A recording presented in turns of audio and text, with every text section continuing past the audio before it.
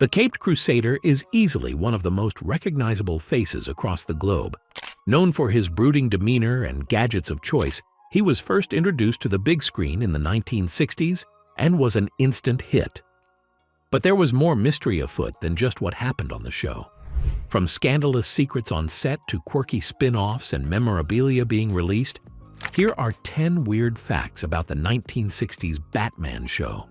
What could Batman and the team have been up to on the set of the show? And why was the show actually canceled? Let's find out together. Number 10. Robin, the boy wonder who earned a pittance.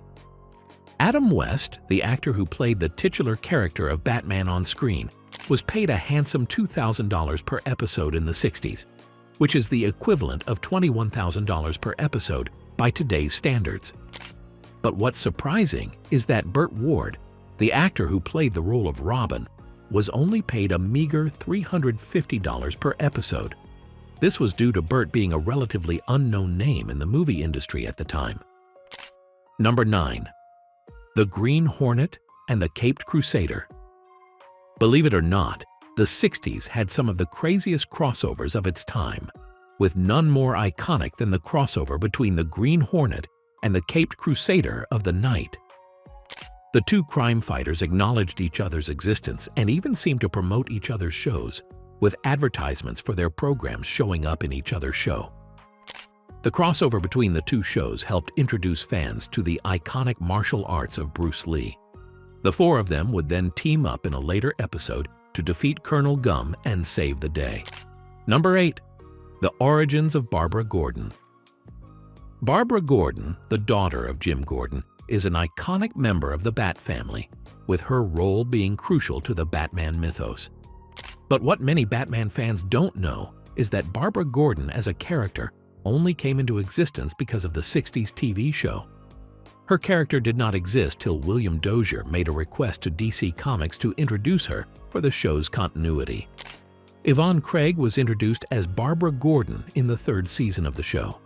Yvonne Craig's Batgirl was the first superheroine to feature on TV screens and became a hit among many of the children who watched the show. But sadly, Yvonne's character was a last-ditch effort to raise interest in the show, which it failed to do, but Barbara Gordon ended up staying. Number 7. Batman's attempts at romance. The 60s was an era in which humanity saw many changes taking place in a short span of time, with many counterculture movements like the hippie culture taking off, but nothing was more surprising than Batman's attempt to sing a song. Adam West released a single during the show's run in which he embodies the role of Batman trying his hand at wooing a woman, but is constantly interrupted by the boy wonder Robin. The song is definitely no jazz classic and is certainly an acquired taste, but is definitely worth a listen if you consider yourself a fan of Batman. Number 6. From saving Gotham to public service announcements. Adam West initially donned the costume just for the show, but he eventually began to realize just how influential the character was. Batman resonated not just with children, but with adults as well. And as such, he believed that he had an obligation to use this character to raise awareness on several matters. The 60s were a time when many conventional habits like smoking were discovered to be extremely harmful. But it wasn't just limited to health campaigns. Batman was also used to inform the public about the gender pay disparity and the people's right to vote during a time when the foundations of democracy were called into question in places like the United States.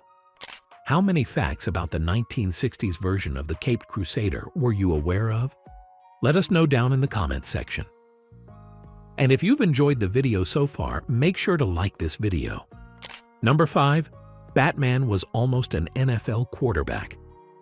Ed Graham, one of the producers of the Batman TV show, initially envisioned a much more serious take on the Caped Crusader, just like his counterpart Superman had in the 50s in The Adventures of Superman. So you can imagine his disappointment when he saw the kitschy, campy take that the show eventually embodied in its final production. Graham's had initially offered CBS the chance to produce the show, and they had taken him up on the offer and even cast Los Angeles Rams quarterback Mike Henry to play the role of Batman. But CBS kept delaying production, which made Henry back out, and opt for the role of Tarzan instead. The show was eventually picked up by ABC, which led to a recasting where Adam West was cast instead. Number 4. Frank Sinatra as the Joker. Now, if you think Cesar Romero was over the top as the Joker, just imagine silk-voiced Frank Sinatra leading the role instead. Apart from the fact that Frank had known affiliations with the mob, watching the man we know as the face of American jazz put on white makeup, red lipstick, and dye his hair green would have been incredibly odd. Frank had expressed his interest in showing up on the show in some capacity and was initially considered for the role of Joker, but that spot was eventually filled in by Cesar Romero, who became a staple of Batman's enemy roster. Just imagine just how odd it would have been to watch Sinatra crooning in his iconic voice while threatening Adam West's Batman. But if you thought that's crazy, check out what's coming up next. Number 3. The Batmobile only cost $1. Believe it or not, the Batmobile technically cost just a single dollar. Of course, this isn't the entire truth, but it's not a lie either. The sleek, elegant Batmobile was a concept car called Futura, built by the Lincoln Motor Company. While the car cost $250,000 to build, it ended up just being a concept car that was never released for sale. Seeing no further use for the car, they sold it to George Barris, a car customizer, for $1 whole. You heard that right? The car eventually found purpose again when the studio called Barris and requested a car for the Batmobile. Barris added around $30,000 worth of modifications and converted the Futura into the iconic Batmobile that we all know of today. Number 2. Batman on and off screen. West had launched into worldwide acclaim for his portrayal of Batman. He was the first ever person to physically play the role of Batman and was revered by many for the same. But West wasn't just awesome on screen. He was a real-life crime-stopping crusader even when the cameras weren't on him.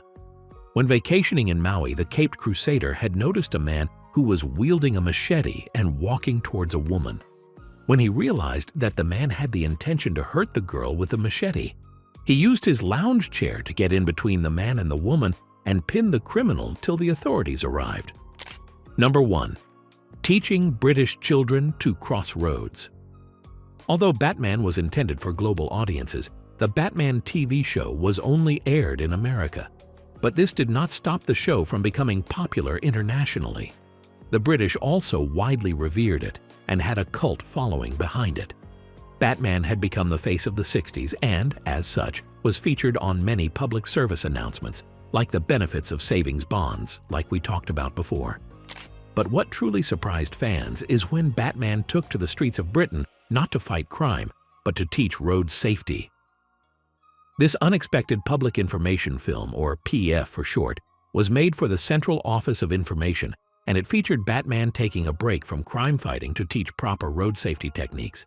How many of these facts have you heard of before? Let us know down below in the comment section. And if you've enjoyed this video on the Caped Crusader, make sure to like this video, subscribe to the channel, and turn on the notification bell for more.